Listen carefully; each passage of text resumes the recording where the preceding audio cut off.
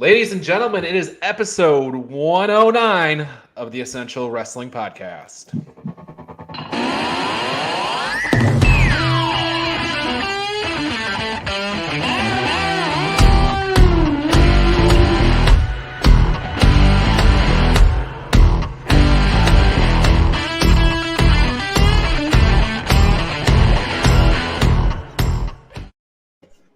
Welcome to the Essential Wrestling Podcast, powered by the Eastern Observer. You can taste the power, as Al would say. Oh, we have a big show today. We're going to be making a lot of picks. So we are introduce our players here. To my right, John Smith. John, what's on your shirt today? Bunch of 8-bit old school characters. You got Andre, Randy Savage. Okay. You guys can screenshot it and then look at it later. Done. Directly below me, with a new camera view this week, is the living legend himself, Mr. John DeConnie. John, welcome to the show. Thank you for your patience. Sorry, I was a little late to the whole party here, but some technology issues. If you're wondering why John is going to do so much work, it's because he was here late and we delegated everything to him today. So, good. In the bottom part of my screen, to John's right, is Travis Severance. Travis, welcome to the show. Thank you. ELP is what I'm wearing. ELP. I am not wearing a wrestling shirt. I have Stitch on today, so But he's like tumbling, so it's kind of cool. Probably be a good wrestler. All right, headlines for today's show. Travis is here to talk about night one of the G1 Climax, but we have something special. It's a first time ever. For the first time ever in the history of the Essential Wrestling Podcast, Travis is going to be on for the whole show. Except for the what? So I don't even know British. I will be asking in segment number 3, I guess, Gary Mehaffy, if he knows the identity of Tiger Turan, who has many masks. We have a digital media #1 contenders match over on Impact. We're going to talk Austin Theory, the Smackdown that I'll be attending live this Friday. We will be making our picks for this week's upcoming shows. Graphics presented by Minutes to Bell Time, sponsored by Pro Wrestling Pick'em. I don't remember the regular tagline, but I just remember, guys, play against your friends, play against the universe. Yes, play against your friends or play against the universe. Then we do thumbs up. Then we say, guys, she'll like it too. All right, we're off the rails already. So, main eventing the show with NXT 2.0 Women's Championship match. It'll be taking place later tonight, but we are curtain jerking the show with AEW and Fyter Fest. So let's get this out of the way right in the beginning. Here is our Raw roll-up standings. Raw with a commanding lead, 32. This is going into last week. So with 32, AEW's got 26. They are trailing. So as mentioned, we are going right into Fyter Fest. This is a show. We are picking them. So here is our overall standings going into it. Things are as they should be. I am on top. We'll be talking about the Great American Bash a little bit later, but as you can see, a perfect outing by me. John DeConnie not far behind. Travis, you're looking like you're just about to cross the 400 mark with Al. Gary coming up behind, and John Smith way in the basement, John. Way in the basement. Even after that successful cash-in and everything. Yeah. Here are our AEW standings, much the same as we just talked about. So not a lot to go through there, but I am on top about 16 points ahead of John DeConnie. Here is the scoring for Fyter Fest. It'll be 5 points for the AEW title match. That might actually be the Ring of Honor title match. 3 points for all other title matches. 1 point for non-title matches. 5 points for a perfect pay-per-view. Fyter Fest is going to be a combo Dynamite and Rampage. So we'll be scoring both of those. So that said, that's the scoring. Let's get into it. Kicking things off with Fyter Fest. Before we do, Travis, we have a new TNT champion. Wardlow. Yep, Wardlow took it down. Came into Rochester. They opened the show with this match. You were there. It wasn't much of a match. Yeah, I was there right in the 100 section. I certainly had a sign. He appreciated it. He gave me the head nod when he saw it, and he kind of just demolished Scorpio Sky. There, not a lot of offense in this match at all. Wardlow did Wardlow things, and they rained the confetti down on top of him after a couple of power bombs, and the Scorpio Sky collected another new belt, and he moves on as the non-TNT champion again. And I don't know what he's going to do from here, but Wardlow's moving on to a match against Orange Cassidy at Fyter Fest. That's right. And John Smith, I'm going to kick it right over to you. We're picking our first match already. We are 6 minutes into the show. I think that's a record. John Smith, you're picking this first. Orange Cassidy or Wardlow this week. And second question, has Tony Khan licensed the Goldberg music for Wardlow yet? Unfortunately, I think Vince still owns that, right? Probably. I mean, this is probably the easiest match to call of all time. Wardlow's definitely not taking that belt off of him yet. John DeConnie, Orange Cassidy has a lot of best friends. How many power bombs do we get to see? I should say they could all go at Wardlow, and he's still not losing this belt here. I don't expect it to be a 90-second squash, but I think he'll take 2, maybe 3 power bombs, and Wardlow will retain. All right, Travis, care to play the other side of this? Does Orange Cassidy have I'm not going to run contrarian here. I don't think this is going to be a long match, though. I don't know. Maybe it will be a 90-second squash, and they'll take the comedy act right out of this one, and you'll just see Wardlow dominate and be done with it and move on. It doesn't. Orange Cassidy's so over that it doesn't matter. He might take longer to get to the ring than he does to get through the match, though. I mean, Jane's a great song. Jane is a great song, though. I suspect I'm with you guys. Wardlow's going to win this match. I suspect that Orange will hit Wardlow with a few of his patented sloth kicks, and then he'll get powerbombed through the ring. So that is that. James Wheeler says his friend texted him that this match is going to happen. The match has definitely jumped the show up a notch. It's still Wardlow's time. So there you go. All right, let's move on to, we're going to be hearing from Chris Jericho at Fyter Fest. And that's not all the Jericho Appreciation Society will be doing, because Jake Hager will be wrestling Claudio in a big singles match here. So, John DeConnie, we'll kick it over to you first. Is Claudio coming in and then immediately going down to Jake Hager? They don't trot out Jake too much for matches. That is true, but I think Claudio had such a good showing at Blood and Guts and at Forbidden Door, for that matter.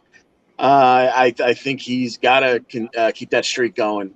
So give me Claudio Castagnoli taking out Jake Hager. And Travis, does Jake Hager take the swing? I don't think he's going to take the swing. I think this would be more interesting if they did like Dutch Mantel hanging over the ring in a monster truck. I think that would have been a lot more interesting. But we're going to take Claudio in this one quick, and I don't think he's going to get them in the swing. All right. John Smith, care to be contrarian here? Is Jake Hager going to get the Jake Hager, former world champion, right? That's something Claudio never did. Yeah, and he's got plenty of friends, too. And I mean, the whole like undefeated to start your career in AEW thing is kind of tired, but like I don't know. I think they're still going to do that, and they're going to go with Claudio. But I mean, I'm not 100% on that. Yeah, I got Claudio in this one too, so I think we're all on the same boat there. James Wheeler letting us know that Jericho was on Impractical Jokers, and he says Claudio will be swinging to victory. So I guess he took the other side of that. We talked about the TNT Championship. We also have a tag team title match. And this is an interesting one.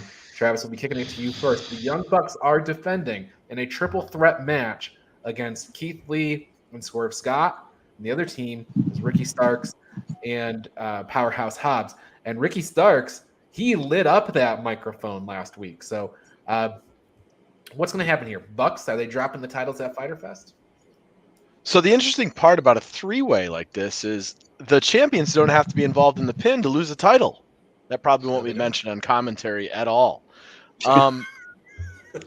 I think both of the other teams as tag champs are 1,000% more interesting to me than the Young Bucks having the belt, honestly. I think if the Jeff Hardy situation hadn't happened, we wouldn't even be talking about this and this would be moving on. So like I could completely see one of these two other teams taking the belt off the Bucks and this should just being a short-lived thing, and it's a lot more interesting if the Bucks are chasing. But then again, if you think they're going to hold out until All Out and we're going to see an FTR Bucks thing, then they got to get through this match to be able to do it. Yeah, I like both of them better on promos. I like both of them better as wrestlers. I can't stand the Young Bucks, but you know what? I say that all the time, and they historically have some of the greatest matches of wrestling I've ever seen. So call me contrarian in and of itself. I'll take the Bucks, though. All right. Travis brought up a lot of good points, John Smith. The Bucks, the least interesting as champions in this whole contingent, but what do you think? So I don't see Starks and Hobbs winning this. I'm gonna just go with the Bucks too. You know, Swerve I feel like is gonna end up totally turning on Keith Lee at some point. You know, so. Yeah, exactly, John DeConnie. The Keith Lee and Swerve Scott dynamic is not a good one to become champions with. Yeah, they have a very uneasy partnership, but I don't see them getting the job done here. You know, I said about a month ago, maybe even a little longer, that there's so many good teams in the tag team division here in AEW. I almost expected them to start playing ping pong a little bit with these tag belts. Then when they put them back on the Bucks, you know, like Travis alluded to, it's just too delicious to, you know, let them have them for a while and then face FTR at a big show. So I think they're going to hold on to them here. Give me the Bucks retaining. Now, yeah, I'm going to take the Bucks too. I think the Bucks are going to retain here, but part of me says the whole FTR thing is maybe the Bucks should lose those belts first, because the FTR has plenty of belts that can be on the line in a title match against the Young Bucks. The Young Bucks are former Mega champions, they're former IWGP champs, they're former Ring of Honor champions. So any one of those are fine matches as well. So I think the Bucks could hold on to these belts for a bit, though. I don't think they're going to drop them now, but I don't think they'll have them by the time they face FTR. Is my instinct on that. So so far we have all picked Wardlow, we have all picked Claudio, we have all picked the Young Bucks. We might be chasing a perfect here, so all of us a perfect or all of us not a perfect. So anyway, on to the next. We will be hearing from the Heat Seeker himself, Christian Cage, and Luchasaurus will be in action.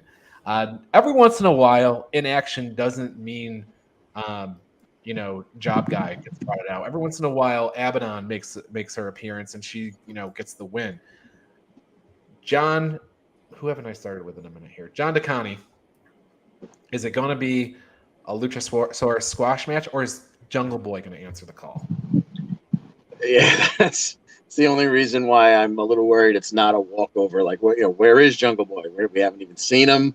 This certainly seems like a spot where he could come back. And then at the same time, maybe this is the WWE thinking in my brain going, you don't set up a match like that without, 2 weeks of advertising. So I'm going to say it's going to be a less than Jungle Boy in action, and it's going to be a Luchasaurus. A Luchasaurus win. Okay. John Smith, are you going Luchasaurus on here, or is it Christian Cage and he just immediately puts Luchasaurus down? No, this is almost as much of a lock as Wardlow. I think that Luchasaurus wins this one. Okay. James Wheeler, by the way, chiming in on the Young Bucks, says they'll win, then Swerve will probably turn his back on Keith Lee. Doesn't know what will happen. So, I think we're all in the same boat there. Travis, Luchasaurus, got any ideas how Luchasaurus? Yeah, apparently it must be the Four Pillars vacation break, because it doesn't seem like any of them are on TV right now. So they must be all at a nice resort, just sitting back drinking pina coladas. I'm gonna go with Luchasaurus here against I don't know, Sonny Kiss or somebody just crush. Like, even the substitute pillar, Britt Baker, is like nowhere to be no, seen, right? not even there. That's right. Everybody's out. All right. So far, Gary's going with Starks and Hobbs, apparently, according to the private chat over here. no, he's not. Yeah. Well, he wouldn't dare put that in the comments so that I could put that up on the screen. I'll have to ask him about that in the next segment. Smart Gary guy. Mehaffy picking Starks and Hobbs. Okay, there's some differentiation. Somebody will not get a perfect.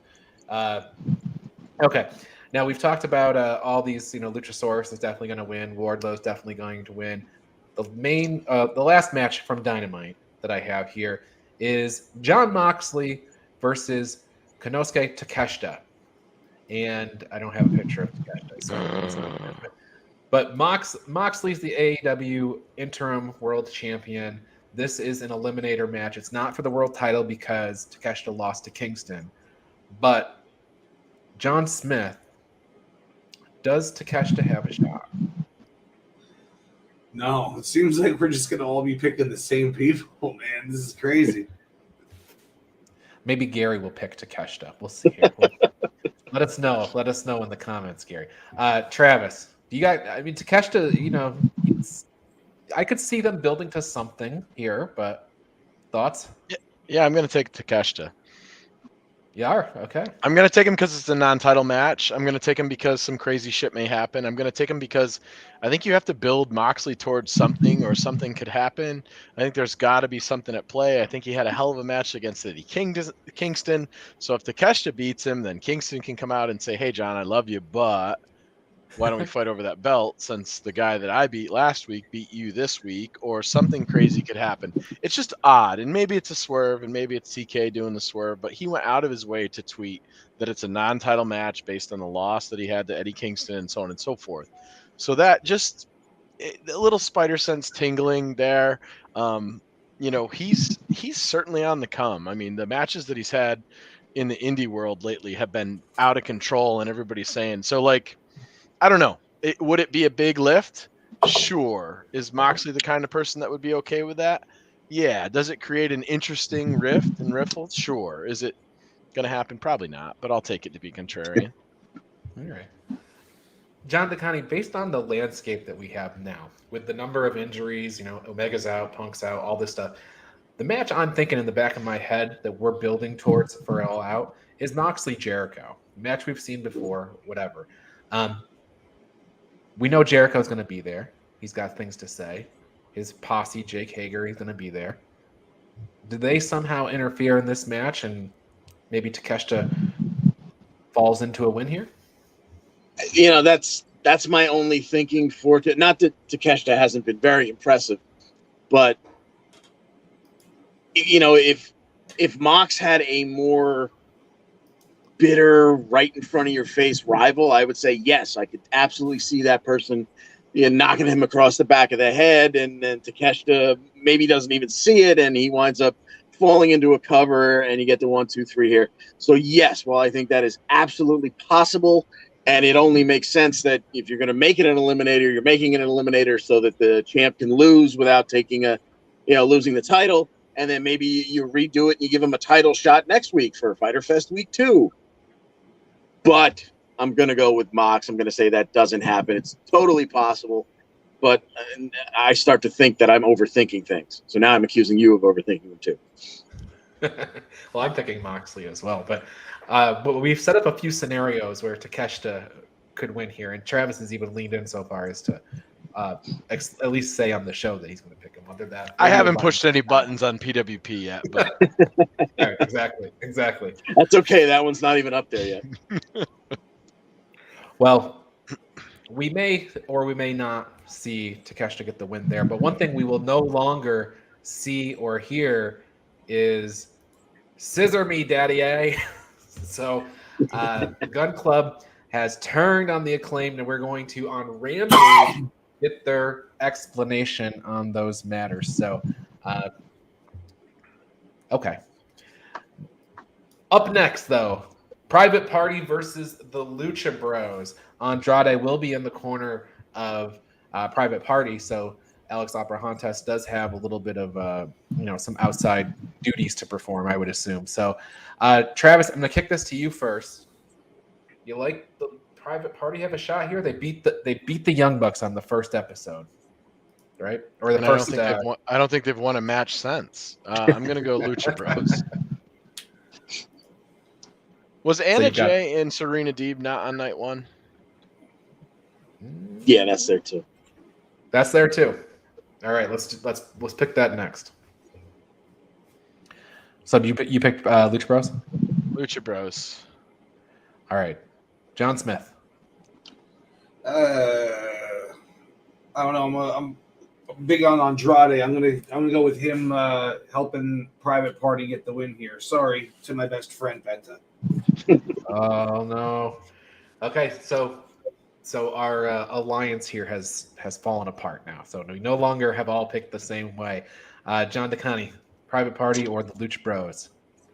Oh God, I'm gonna pick the Lucha Bros just because I have a really hard time picking against them. But like you said, Andrade's going to be there, which means now Roosh is likely going to be in the area too, and that's a hell of a match to set up down the line. So, man, I would not be surprised if somehow Private Party was the beneficiary of the setup to that eventual match. But I'm going with the Lucha Bros. Yeah, me too. And basically echo what you just said there. So let's pick that Anna Jay and Serena Deeb match first for next. Travis, you are the one who called it. No graphic, but go right ahead. Yeah, I don't know what the hell Rochester they're doing anymore. this. I don't know what's going on here. Like, Anna Jay came out with even though they've taken all the Dark Order stuff off of her, even though she was in the Dark Order at the end of the ring. None of the Dark Order stuff is there. She's gone back to the magician costume or whatever the hell that thing was. And then Serena Deeb, I don't know what they're doing with these two women. It just feels like a very vanilla match. So, and it doesn't feel like either one of them have any real momentum. I guess I'll take Anna Jay with the thought that maybe Hikaru Shida attacks Serena Deeb so we can get Deeb versus Shida 93. I think you're more likely to see a Mercedes Martinez Deeb match in the very near future, but Sure. John Smith, the graphic, the official AEW graphic did list her as Dark Order's Anna Jay, but Travis is correct.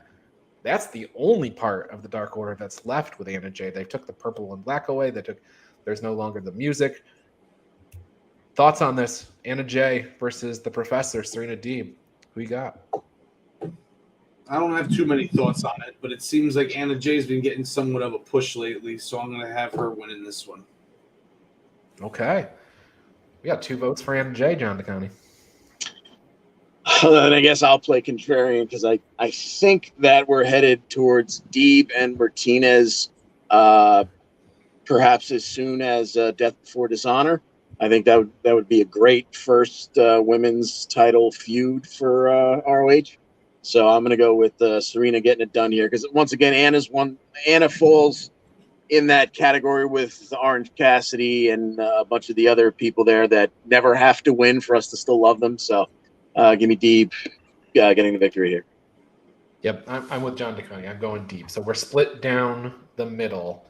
And James Wheeler just broke the tie. He says Mercedes is going to cost Serena the match. So he is on the side of Smith and Severance there. He also says AEW Dark tonight. You've got Thunder Rosa and Yamashita match from overseas, and Pac's first All-Atlantic title defense against Shota Umino at Rev Pro. Yeah, those clips might be on Dark tonight, not on Dynamite, or both places. So, okay. Last and not least here, unless you guys remember something else I don't have down, is the ROH World Championship match on Rampage this week.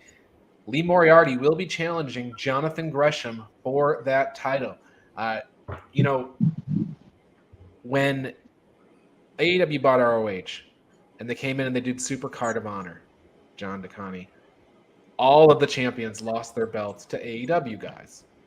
Now, we have not seen Gresham is all elite graphic or anything like that, although we've heard it in the background. Is this a passing of the torch, Gresham to Lee Moriarty, or are we saving up for a different match for Death Before Dishonor? Because I don't know who they've got in the set up for Gresham if it's not somebody from TBE. Yeah, that's a good point. I have no idea where they're going with Gresham, but I cannot see him dropping this title to Lee Moriarty.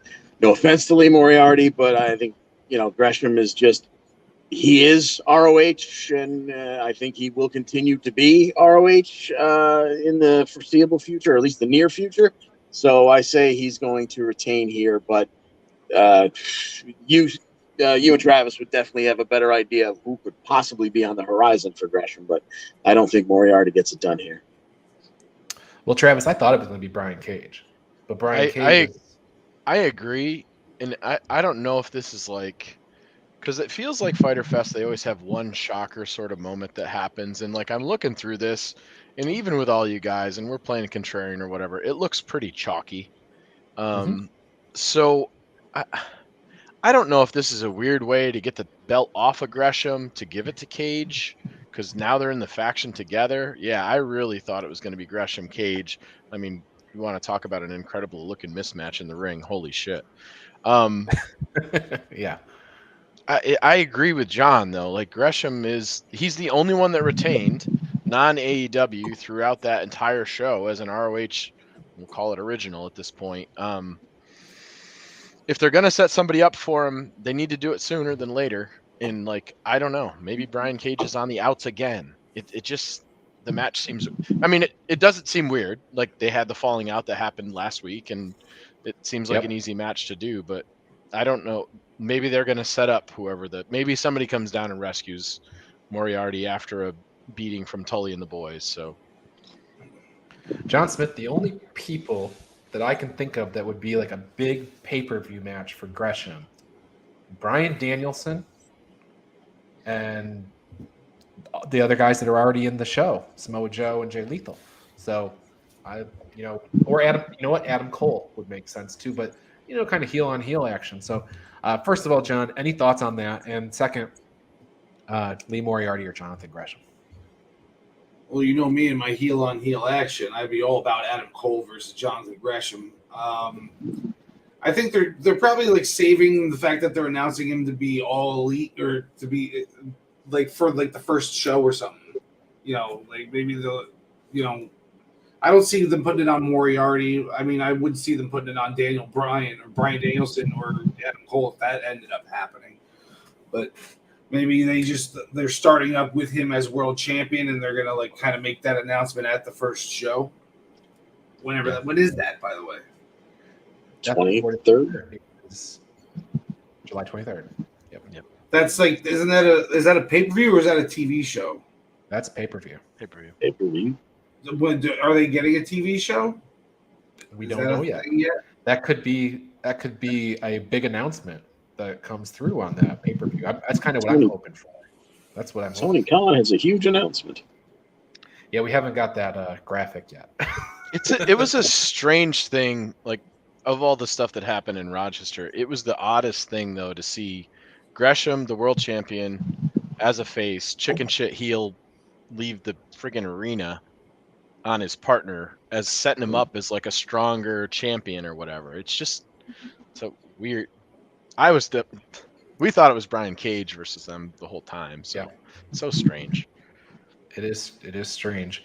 All right, guys, I'm going to send you backstage, as Al would say. Go ahead and get your groceries. The Johns, it'll be a few minutes before you come back because we got UK and G1, and then we'll bring you back for the rest of the show. So with that said, see you later. Let's bring in Gary Mehaffy. Gary, let me get this down. Welcome to the show. Hey, everything. See, that's how we know I'm going to go my perfect pay-per-view and nobody else will get any points this week. See, I thought for a second that was going to be, everybody was going to go the same way on all the matches, but there always is a little bit of a differentiating factor, and that's what we saw. So we'll see. Regarding NXT UK, We have Kenny Williams, who, by the way, I love his entrance graphic. It's like a cockroach. Yeah. Is on the screen. It's just kind of perfect for him. First and foremost, first roll up to talk about for the week. Yeah. Tiger Turan defeating Kenny Williams by roll up. How many masks does Tiger Turan have? Do you know who he is? What's going on, Gary? I think it's Elias. He's got a beard. It must be. Elias hasn't been seen for so long, and all of a sudden, this mystery man appears on NXT UK. It definitely must be. No, well, I thought it was interesting. Like 2 weeks ago, because from the start, everybody was like, "Oh yeah, it looks like Amir Jordan. Okay, this is a way to bring him back."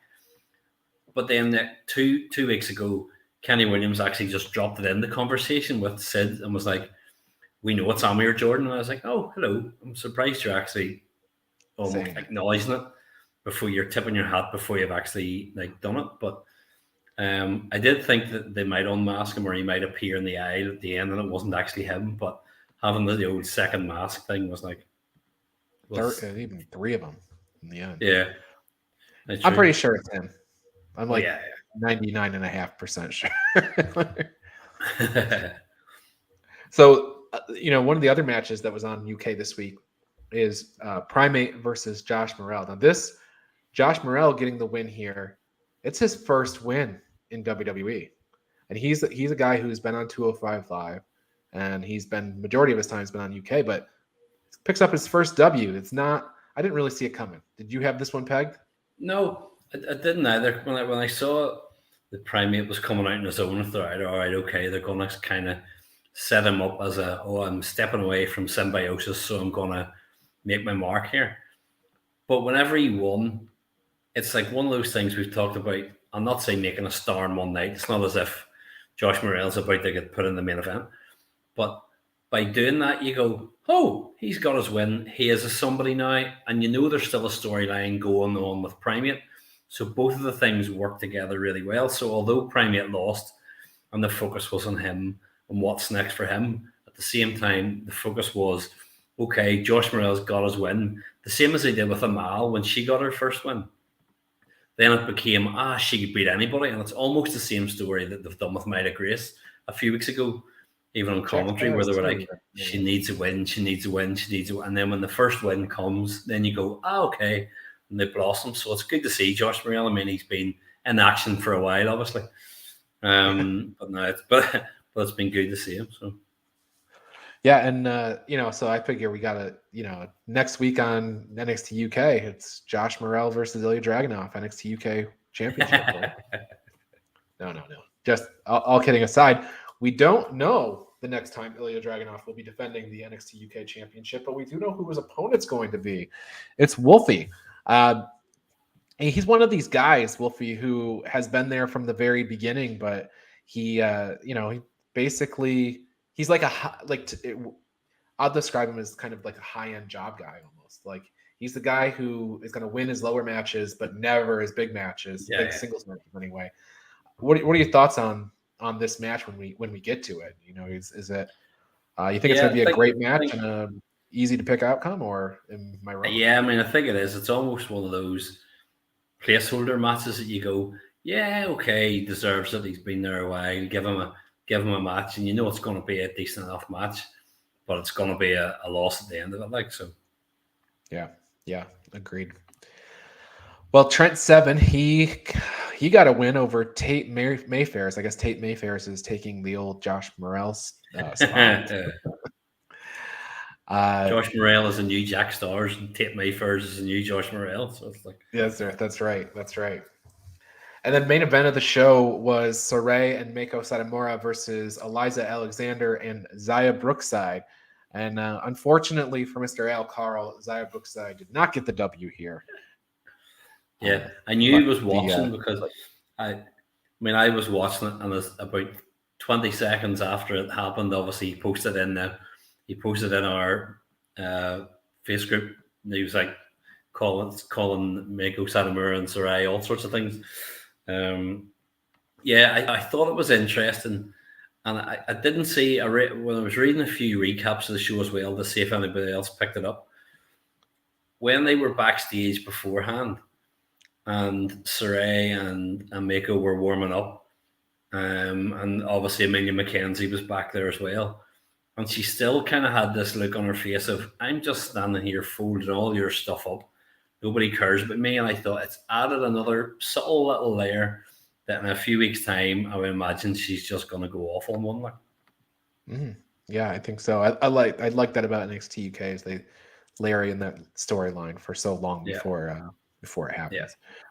We have 3 matches for NXT UK advertised for next week. The first one, you brought her up earlier, French Hope Amal will be going up against Stevie Turner. Close one, Gary. Thoughts? Yeah, I think obviously there was a little bit of interplay between Amal and Stevie Turner and Blair Davenport and stuff backstage or outside the performance center as well. I'm going to say Amal will take it just because then probably what will happen is you'll go to the Amal Blair Davenport match after it. So I would say Amal will probably take it. James Wheeler looking forward to a Saray versus Satomura match. Yeah, I'm with you. I think Stevie Turner is going to be the setup lady for Blair Davenport here. So I agree with you there. Teo, there was another backstage segment between Di Familia and Oliver Carter. Oliver Carter was trying to get a pump in here, and they kind of surrounded him, and they had quite a conversation. But led to this match. Teoman's apparently going to take care of the family's business. Gary, Teoman going to get it done, or is this Oliver Carter going to get a singles win here? Yeah, this is one of these you could almost toss a coin and go either way. I do. Yeah, I could definitely see that, James. I'm with you there. I think that it's going to be Teoman wins it, and then almost still gives out the olive branch of you give it a good call, but you see if you had us behind you, you would have taken a step on. So you could go the other way of saying Oliver Carter wins it, and then they go, oh, very good. Do you want to join us? You're great. But I'm going to say Teoman takes it. All right. Yeah, I got Teoman on that one too. I just don't think Oliver Carter is going to be getting a lot of singles victories, and Teoman will be getting them. So that's kind of I'm betting with the odds there. Now, I buried the lead completely. Completely buried the lead. The match that you probably wanted to talk about from the moment the segment started is the Heritage Cup match, and it's defending champion Noam Dar. He'll be defending against a challenger he's seen in the past, Mr. Mark Coffey. So, Gary, when you go back to the same challenger, a lot of times the champ loses in the second outing. Is that what you're calling for here? Yeah, I think you will. Now, I know the spoilers are out there, and I haven't seen them. When I see it goes NXT UK spoilers, I genuinely don't read them. I just think the way it was set up a couple of weeks ago, where Noam Dar was saying about, oh, I'm going to leave. The people don't want me to go. Sure, we'll have a match on the way out. They'll be saying, please don't go, and I'm going to keep this title and all that sort of thing if I lose it. That I just thought straight away was like, oh, this is a setup that he's going to lose this the next time he defends it. So I do think I'm shocked if it would be Mark Coffey that he loses it to, but I do think, and I have always thought that the next time he defended it, he would lose. So I'm going to say that Mark Coffey wins it to try and step out of Joe's shadow in inverted commas. Now, are you just saying this because it's 100-1 odds? Well, I'm quids in. I've got 2p on it. I'm quids in here.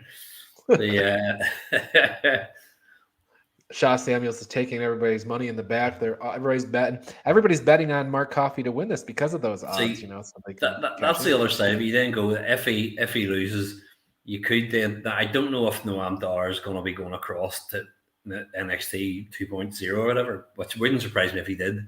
But if he loses, you've then got your inbuilt story of Shaw Samuels going, you've cost me thousands of pounds here.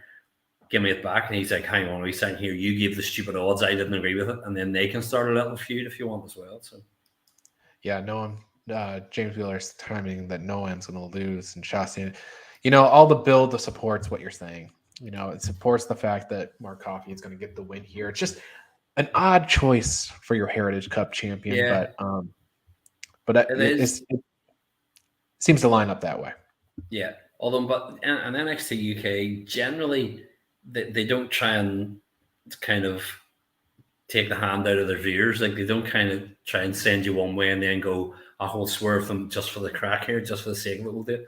They kind of, you can, I'm not saying you can see things coming, but they lay it all out that you go, okay, this would make sense. If you go the other way, fine. But so I do think that's what's going to happen. All right. Well, Gary, thank you very much. Thank you for staying up late with us and giving us your analysis on the NXT UK scene. So anything else in the world? Oh, here's something. It looks like we're going to be eventually seeing Walter versus Shinsuke Nakamura, probably on the Smackdown before the next pay-per-view, because that's how they like to do the Intercontinental title. Thoughts on that as well? Is just another victim for Gunther? I assume that it will be, and saying that it'll be a good match, and it is a move up the card. Say whatever you want about Ricochet being, no, he was Intercontinental Champion, no, he was up the card. No, Nakamura is seen as being a bigger fish. So I do think that it's just another step up for Gunther, and I'm pleased actually to see it was one of the few things. While I have several thoughts about Vince at the minute, the only thing that I'm happy about that they've managed to convince Walter to go across and spend time in the States, because I think it's been brilliant, and I think he's been a breath of fresh air.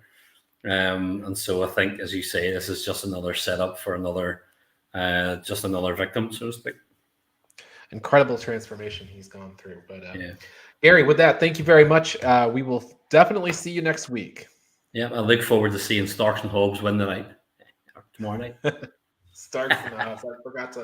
I forgot to bust your chops about that. There's no chance that's happening. All right, we will catch you later. Thanks, Gary. See you later. All right. Well, I remove Gary from here and I bring up Travis. I just wanted to put up those standings again because I'm on top in these standings, but here unofficial scoreboard here for Travis and I. It's the G1 Climax predictions. Unofficial, just starting up. The G1 Climax is starting this week. So there we go. Here's our graphic for that. Everything's 0-0 right now, Travis, but we got a G1 Climax to pick here. So I like how on brand our profile pictures were. We do like wrestling and also food. So that's let's bring that good. up one more time. That was at the burger bar. That's a milkshake that they have there. I'm wearing my Wheeler Yuta shirt the week of the last pay-per-view, Double or Nothing. Yeah, I chose to go with that pizza pick based on the picture you sent me. So, nice. All right, let's talk about G1 Climax. Kicks off this weekend, this Saturday, 4 a.m. Eastern time. I'm not sure what time it is local time, but this is the card for night one. We have 4 block matches, one from each block. Main event is going to be Okada and Jeff Cobb. So let's kick things off, Travis. Hiroshi Tanahashi versus Aaron Hanare. That is the C block. Thoughts on C that block, match? Aaron Hanare. We're going to go right into the Hokkaido Prefectural Sports Center. 2 points for a win, 1 point for a draw, 0 points for a loss. And we're going to say Aaron Hanare's first time competing in a G1. He did not compete last year. He's going to take a loss in this one against Tanahashi, who's been in 23 of them or 25 of them. It's a high number. A lot. Like almost all. Yeah, I'm with you. I think that the nice thing about the way the blocks are set up this year is that Tanahashi probably won't have a lopsided, he won't have a ton of losses this time. I would agree with that. I think it's going to be he's going to get this one. Okay, you're wearing the shirt for Will Ospreay versus ELP. That is the D block match. Are you leaning in and picking ELP in this match, which low key might steal the show? Yeah, and I would agree with you there if I didn't see Sonata and Jay White on the card. And Okada and Cobb is no slouch. Like these 4 matches is a pay-per-view by itself. It's interesting. I mean, I know they love to kick it off strong and they like to finish pretty strong as well. So interestingly enough, neither one of these wrestlers competed last year. Ospreay was hurt. El Fantasmo. This is his first time in a G1. He's a juniors, really. This will be the highest paced, fast-paced, action-packed match. I don't see Ospreay starting off with a loss. So I think we're going to see Will Ospreay win this.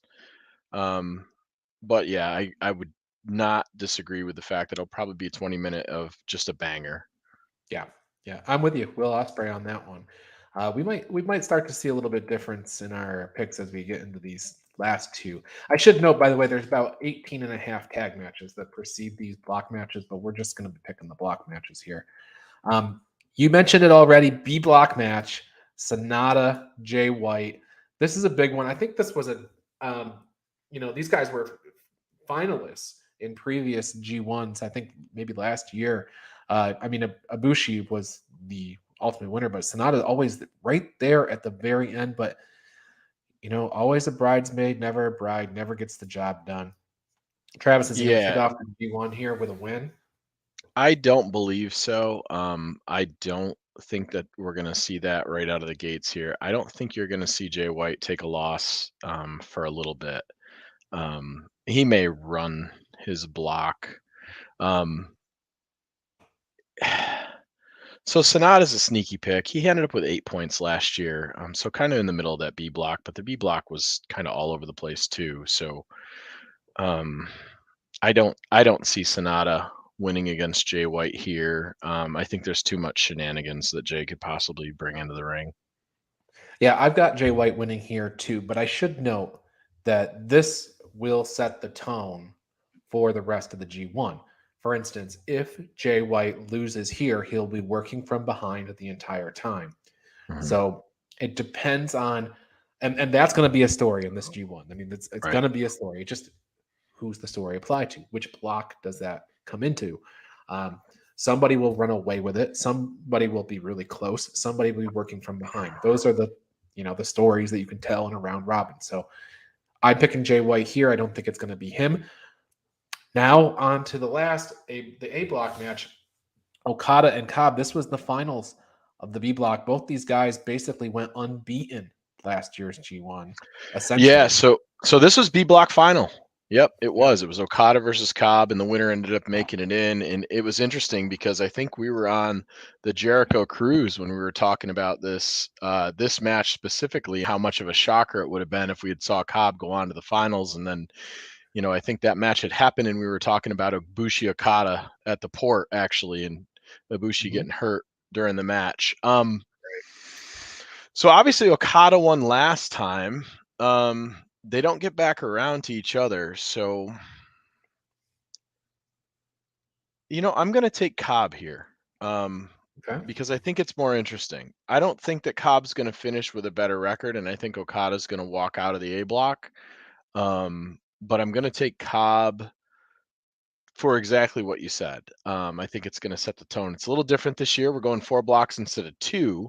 So you got some strange come from behind stuff that can happen. And the matches against your own block are even more important. So, yeah, I'm going with the Rainmaker. So here will be split. I'll pick Okada to win this one. He's going to lose to some people in this. If he may win his block, he may not win his block, but he will be there at the end. Just this match is the one you kind of expected to be at the end. So, sure. All right, that's night 1. Night 2 is Sunday, and it starts at 1 a.m. Eastern time. There are some interesting matches on this card as well, and I'm going to kick things off with what I think is maybe the most interesting one. C block match, Zack Sabre versus Kenta. Part of me says, Travis, that Zack Sabre should get the win here, but Kenta's just coming back. So Sabre's coming off the loss at Forbidden Door. He needs a W. Kenta is just coming back. I'm going to pick Kenta. Who do you got? So it's interesting. It feels like between Kenta and Hiromu Takahashi, they're always just coming back, right? So that seems like the story every time. They wrestled last year in the G1, one of the few matchups that they had, went 22-24, and Kenta got the win last year. So I'm going to give it to Zach this year for basically the opposite reasons of what you're saying. He's coming off the Forbidden Door. I think he needs to establish himself again. I don't think Zack Saber's competed in a G1 where he hasn't finished with double-digit points. His average is pretty high, and there's a small cry to say that maybe this is his year. I don't think it is, but he would be an interesting gaijin to do it. He is certainly not Kenny Omega territory, being the only foreigner to ever win this tournament. So I'd say he'd be hard pressed to do it, but I expect a good showing, and I think he's going to start out with a W against Kenta here. I'd love it if they want to sell a lot of pay-per-views when they finally get back to Danielson and Saber, giving Saber a huge G1 victory. And I mean, not just beating Kenta, I mean, winning his block, Yeah. maybe winning the whole thing would be a huge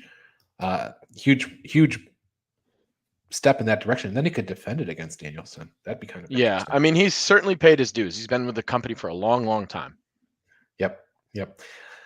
Jano versus Jonah in the A block. This is the funny thing about this is that Yano's going to get some wins, and they're going to be a count out or whatever, but he's going to get some wins, and it's going to be against people you don't expect. Jano beat Moxley when Moxley competed in the 19 G1. So,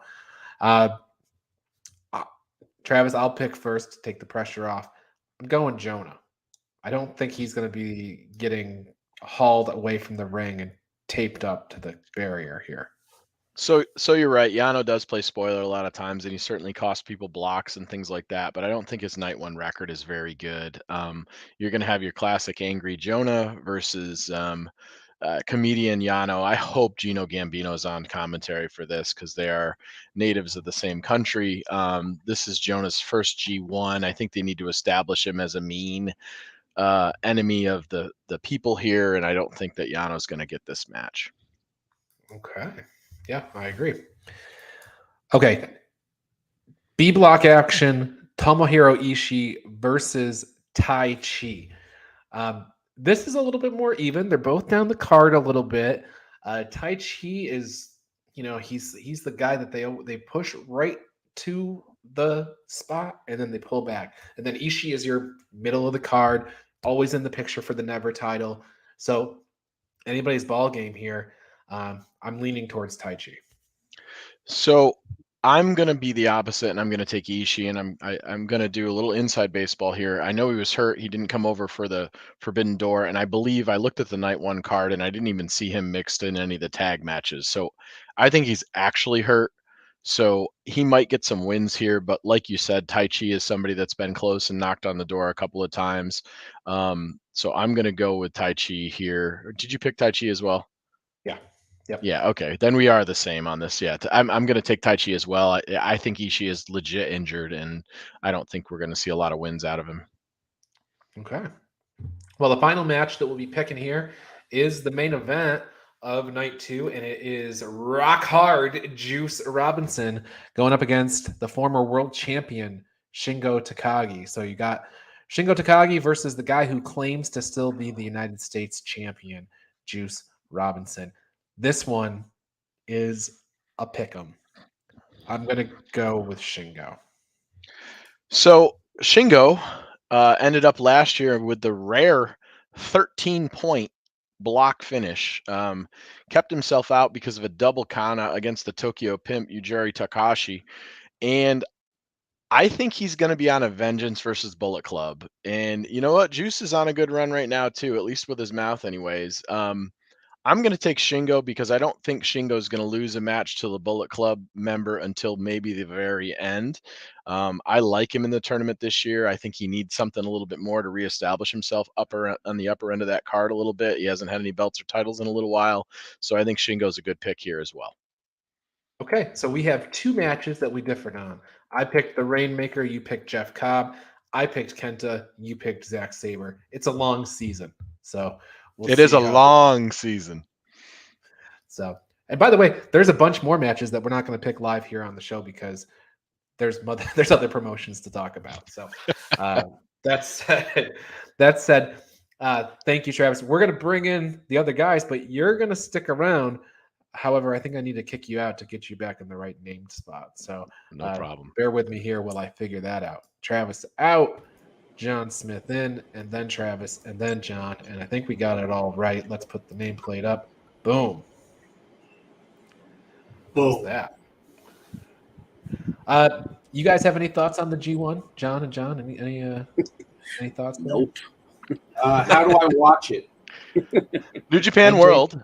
World. So it's like 1,570 yen, which works out to be about $9.78. It's a monthly bill. The cool thing about it is 1 month will get you basically the whole G1. That's actually how I got into New Japan. I watched 1 month of the G1 and I was like, wow, this thing is awesome for $9 or whatever. And when you log in, it's similar to Peacock, except you get all their content and all their material, and it's organized. Navigate? It's a non-seasonal way. Go figure. They go year by year and event by event that you can watch. The answer to your question, John, of is it easy to navigate? It's easy to find what's going on this month and last month and stuff like that. If you're looking for Wrestle Kingdom 13 or 7 or something to see an old Shinsuke versus AJ match, it's going to be a little bit harder. but if you want to dig through it and you want to find Andre or Hogan competing in the tournament that it was before G1, you can find those pretty easy. So there you go. Well, it couldn't be less intuitive than Peacock. So, well, hopefully hopefully we get that New Japan World sponsorship for this show. There we go. See if we can sell a few subs. All right, so we're going to move over to Impact Wrestling. Now, I have not used these corner banners all night, so I'm probably going to be fired. But there they are. We've got the Impact Wrestling one up. And we're going to kick things off really hot. We have a number one contenders match. It's a number one contenders match for the Digital Media Championship. It's on before the Impact. It's Johnny Swinger versus Bhupinder Gujjar. John Nakani as our senior Impact correspondent. This one, is it a pick'em? It could be anybody's game, right? Oh no, it's Swingman all the way, Daddy. I'm sure Gujjar is going to get the win here, but I'm sure also Swingman's going to come out still in his little hand truck that he's got done up like the WrestleMania 3 ring entrance carts and whatnot. So it's going to make me laugh. It's going to entertain me. And then Gujjar's going to hit him with that gargoyle spear from the second buckle and move on to face Myers. John Smith, are we going to see Fuji in this match? I know we got something in store for us from the Swing Daddy, but Bhupinder all the way. All right. Travis, care to make it a clean sweep for Gujjar? You got. Yeah, I'll take. Do I need to buy a vowel? Bhupinder Gujjar. Yes. Okay. We're all set. Okay, so we go from a hot match to a hot mess with our next match: Chelsea Green versus Mickie James. All seconds are banned from ringside.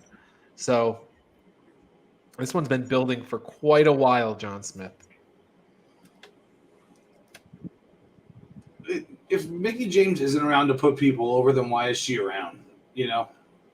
She's got to lay down here. Okay. John DeConnie. Yeah, she came in for a little while there. She put on a couple of fantastic matches to win and then pass on the Knockouts title. Now it should just be about building the gals that are going to stick around while she goes back to NWA. So give me Chelsea. Okay. Travis. Got to look at those guys that are doing the graphics for Impact. It looked like James, Mickie, and Green Chelsea in those promos. So I'm going to go with Chelsea Green here. I don't know. I know Mickie was in the Rumble, but can we just move along? Like, let's get the fresh new talent in, Mom. Okay, yes. We'll make a clean sweep. We'll all pick Chelsea Green here. Now, speaking of old people coming around, this feels wrong to say it like this, but veterans coming in maybe to put talent over. Let's talk about this match. Macklin Steve, right? Is that what you're saying, Travis? Versus Storm James. No, this one they got it right. They do have it right. They did it right this way. Yep, they did. Travis, you go ahead. Pick this. You got the veteran, or you got the guy on the coming up? I'm gonna take Macklin here. I don't know how long we're gonna get to see James Storm around. Maybe he'll be around forever. I don't know. I don't think we're gonna go.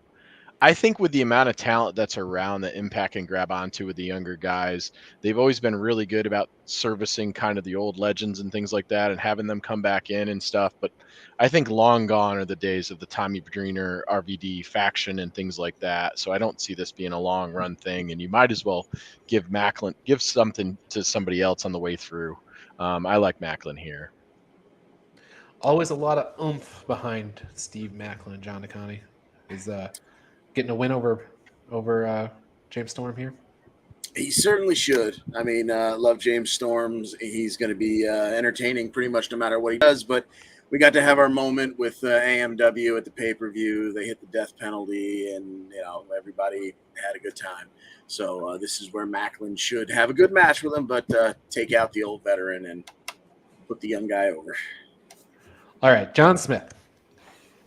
Is it possible that at the end of this match, Storm is standing over a fallen Steve Macklin and saying, "Sorry about your damn luck"? Absolutely not. I think Macklin's going to be saying that to him. Oh my God, shoving it! That's like somebody putting Ted DiBiase down and putting bills down his throat. Jeez. Right. Yeah, I'm with you guys. It's going to be Macklin. All right, now back to this concept of veterans versus people on the coming up. It seems to be a theme that we have going with this show. But death threats, guys. Masha Slamovich. Death threats. Slamovich Masha and Dashwood Tennille. So Impact's going to impact.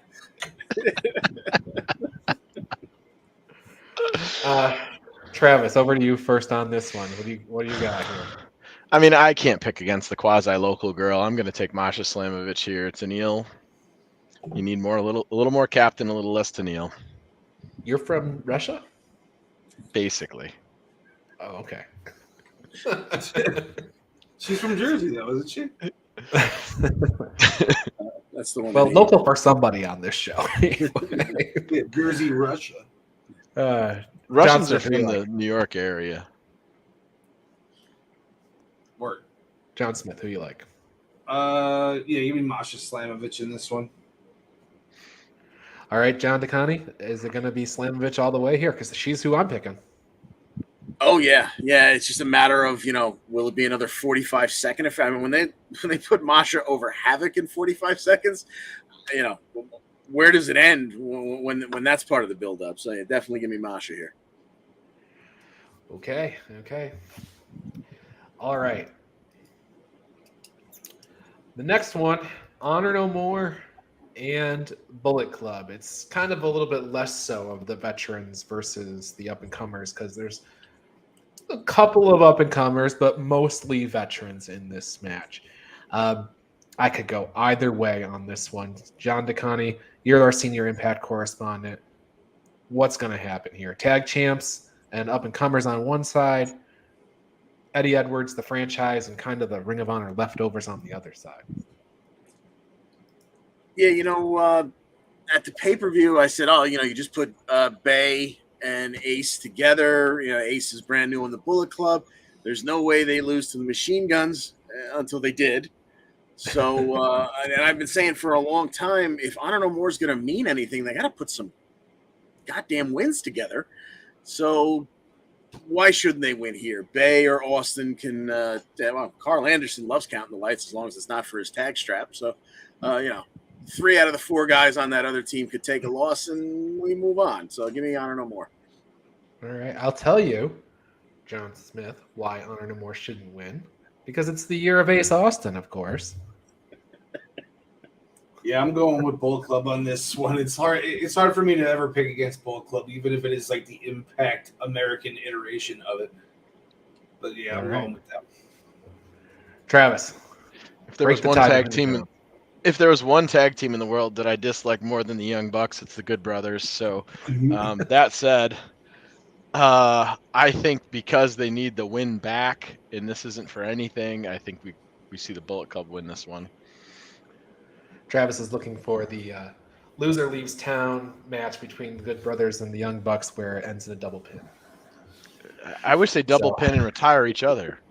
Yes, there you go. But I'm going to pick Bullet Club here as well. So, John DeConnie, you're on an island with that one. So, All by myself. all right, Violent by Design. Things are not copacetic. Eric Young is a little upset with Doring and Diener maybe not pulling their weight. So Diener and Doring, they got another chance. They're going out. They're picking a fight with the machine guns. Josh Alexander in the mix also. Travis, this feels like, we've got to set up the opponents for Josh Alexander. And, Eric Young is obviously in that mix. So he's going to be the person I think that he wrestles next. So how do you think this one turns out?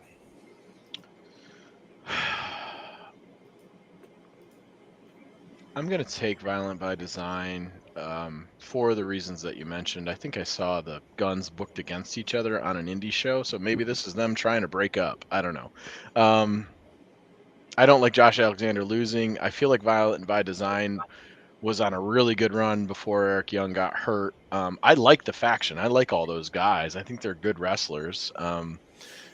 And I agree. You got to build somebody up at this point to face Alexander. And I think it's been a while since we've seen him and Eric Young tango. So I think that's a good match. John DeConnie, do we have an emergence opponent for Alexander yet? No, so far all we have for emergence is Jordan Grayson, Mia Yim. That's right. So, that's all we got so far. So go ahead. Well, in terms of Josh and EY, we did just have that at Slammiversary. And now he's gone through Big Joe Doring. I don't foresee him facing Diener for the title. And Eric Young last week was on the verge of, in his words, purging those two and kind of rebooting Violent by Design or going off on his own. So I'm going to say this is a spot where they could implode VBD. So give me the Guns and the world champ. Whew. John DeConnie is making a lot of sense, John Smith, and I hope he's wrong because I really like my Violent by Design shirt. I'm taking Violent by Design. I think what's going to happen here is one of the two machine guns is going to, lay down for the count, and I think Joe Doring's the one that dominates and gets the pin, and then it's going to be, a little tension. Like, yeah, see, this is what I can do, and then because after the confrontation with Eric Young, which wasn't much of a confrontation, it was just Eric Young yelling at them, but they want to show him what they can do, and I think he's going to take the win. Yeah, Joe doesn't say much, but he usually lets his actions speak for himself. I like the idea of Joe Doring getting a dominant win here and potentially setting up a triple threat match of Alexander versus Evi versus Joe Doring. Then John DeConnie, you take his last two premium live event opponents and pay-per-view opponents, smash them together, make Alexander fight them both, and then maybe that's where we see the breakdown happen. So I'll go with John Smith on this one. I'll agree with him. Joe Doring puts the beat down on that. All right, that's our Impact segment for the week. So moving on to Raw and SmackDown. Let's see. We'll start with SmackDown. That came first. Roman Reigns kicks off SmackDown, comes to the ring, talks about the people that are cheering him, the people that are booing him. Lots of acknowledgement. Paul Heyman proves why he's the ultimate hype machine. And then Austin Theory comes out just to tease that he has the Money in the Bank briefcase. And then, hold that, we're talking about the Universal Undisputed Championship picture here. So over on Raw, Brock Lesnar has the opening segment. Now these two will be facing each other at SummerSlam in a last man standing match. And Brock Lesnar promised to slaughter the Tribal Chief. Of course, Paul Heyman comes back out, talks about how Roman's streak is the one streak that Brock Lesnar will not conquer. Mr. Money in the Bank appears again to remind us that he has the Money in the Bank briefcase. Theory tries to send Alpha Academy in. Not a problem for Lesnar. He takes care of both of those guys. So, the world title picture. We know we've got that match at SummerSlam. We know we've got Theory running around with the Money in the Bank briefcase. But we also know that WWE has this huge event overseas, Clash at the Castle. John DeConnie, it's going to be in the main event of SmackDown. Hang on. Main event of SmackDown. Sheamus versus Drew McIntyre to see who is going to get a championship opportunity. I did note they didn't say undisputed championship opportunity at Clash at the Castle. Tell us what happened. They teased it all night long. We talked to both guys backstage. There was multiple little segments about it. And then we get to the ring. Sheamus, the poor fella, he had a little tickle in his throat. Well, I mean, the world we live in now, you can't have him having physical contact with one of the biggest guys on your roster. The poor man's got to get a test, rapid as they may be. There was not enough time left for it to happen tonight, so that match is going to have to wait. Fill in Butch, the rabid dog, who I can't believe they haven't literally put on a leash yet, the way he's always jumping at people and getting yanked back. I mean, it's absolutely cartoonish, and it needs to happen. Anywho, your main event turned out to be Drew McIntyre and Butch, and I would have been absolutely great with this being a nice 12-minute match, but that was not to be either. It was about 90 seconds. Butch didn't get to show you a whole lot of what we all know he absolutely has. He found himself on the business end of a Claymore and a 1-2-3. Drew McIntyre wins, but he's not necessarily moving on to the castle yet. Yeah, that's right. I kind of, and I want to get all your thoughts on this. I think that's a SummerSlam match, Sheamus versus Drew for the title opportunity at Clash. That's where I think that's going to go. John Smith, you agree? Yeah, I'll definitely agree with that one there. That I don't think the two of them have had a pay-per-view match in a while, like since their series, a couple of years ago, and nothing when it was ever on the line. Like this was on the line, so. But I'll be interested, Travis, to figure out if Roman is going to even travel over there for a Clash at the Castle, or if it's going to be maybe their Intercontinental Championship making its return to pay-per-view, and maybe that's a big European match, Gunther versus either of those two guys. Yeah, I like the idea of Sheamus McIntyre SummerSlam, because obviously next week you can have another tickle in your throat and you can run Holland out there against him, and we can play that game because the pay-per-view is 2 weeks away, right?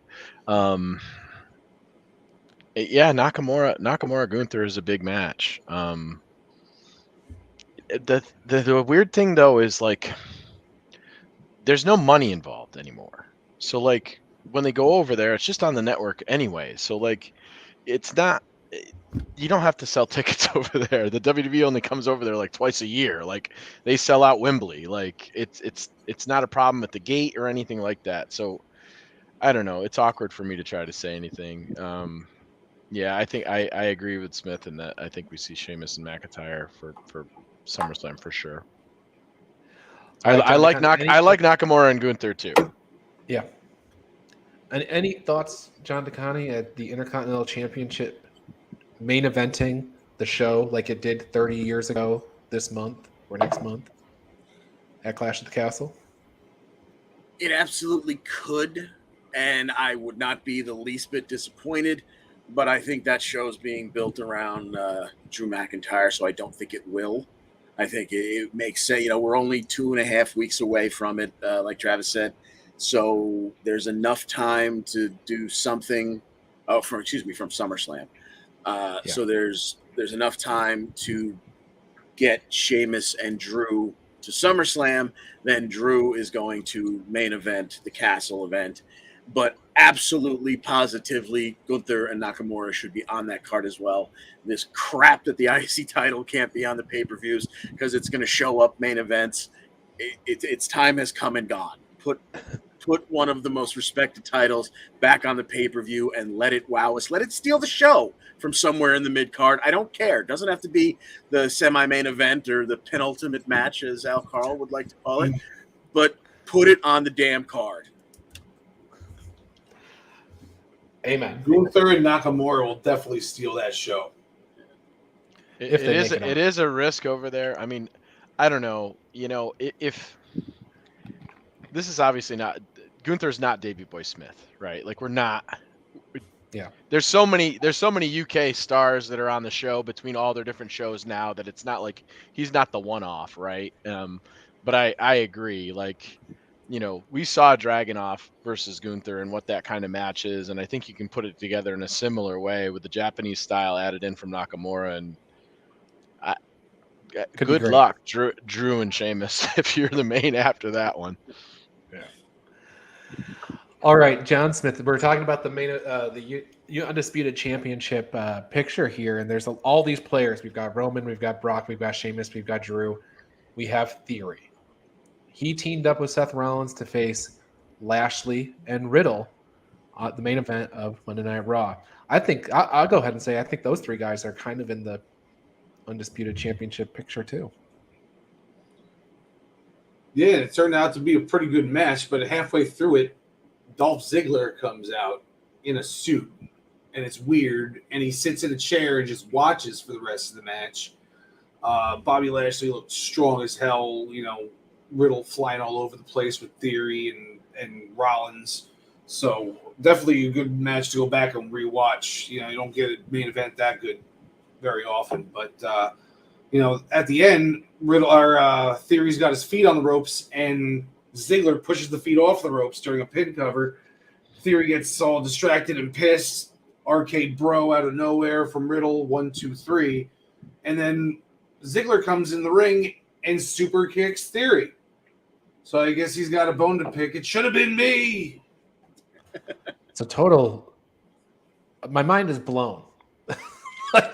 Like what is happening here? You have all these people that are all intertwined because Theory has a match with Lashley at SummerSlam.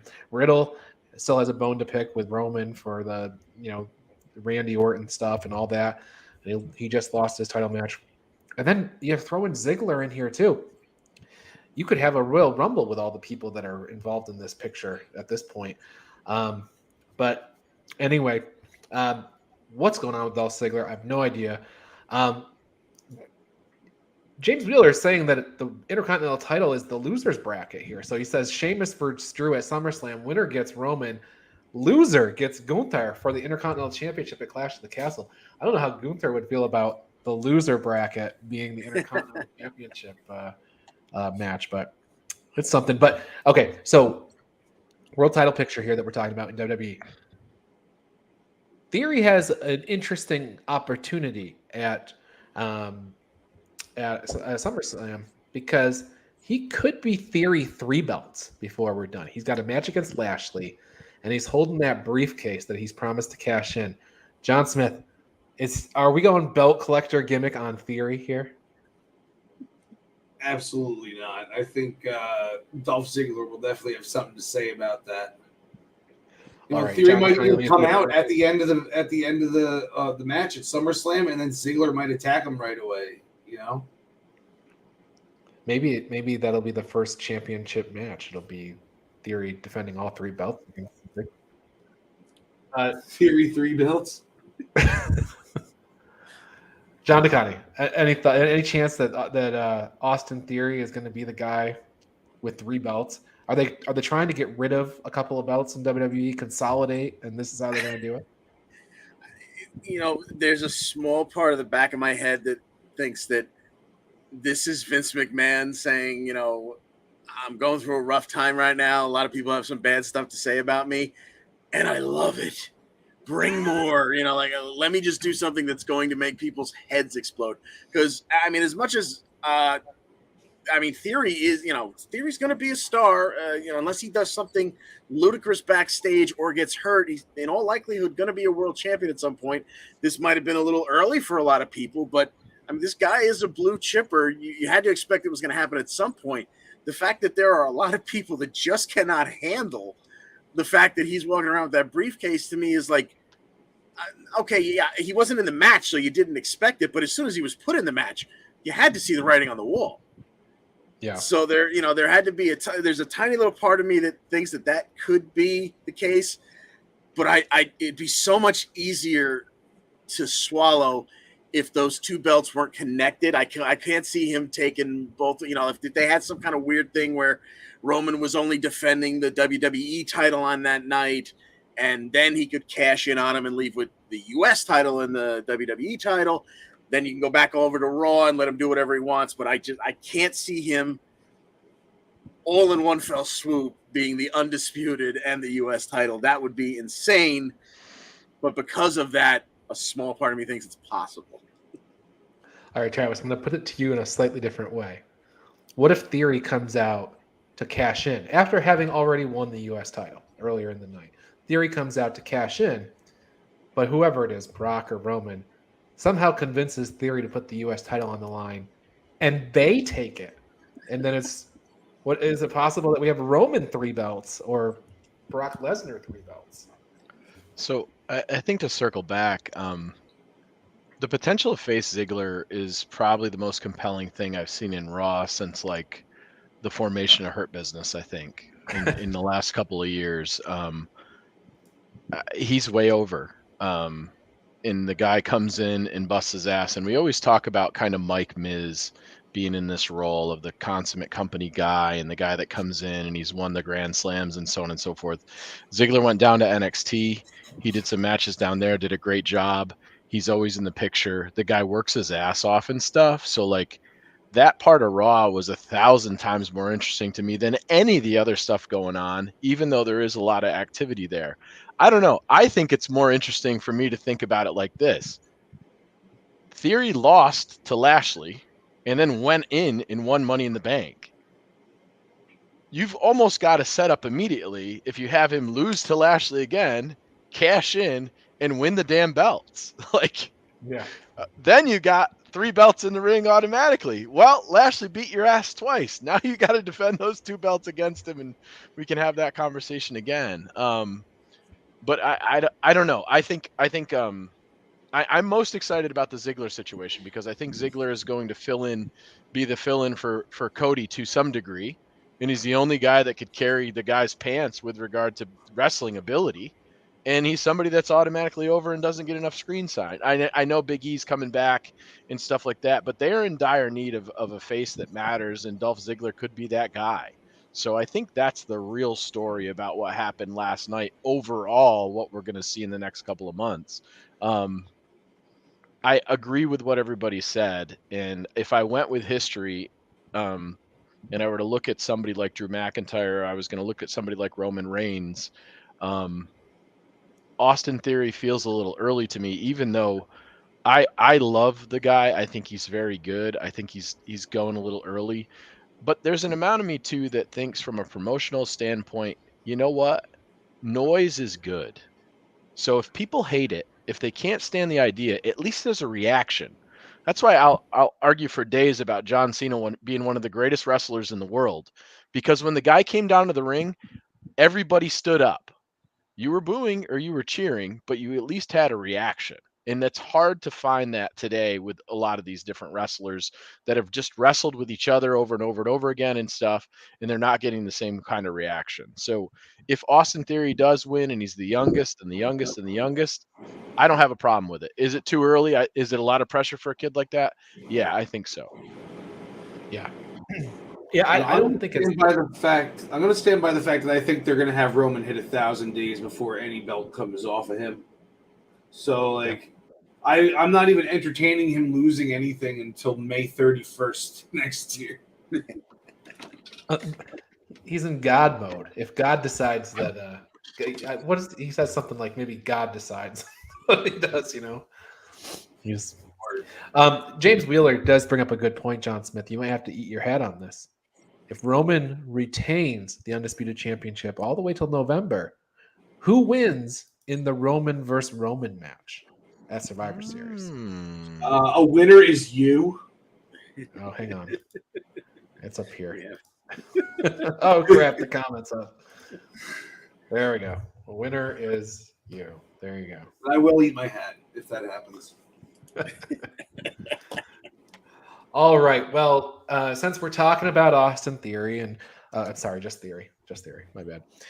Since we're talking about Theory, he has a match on SmackDown.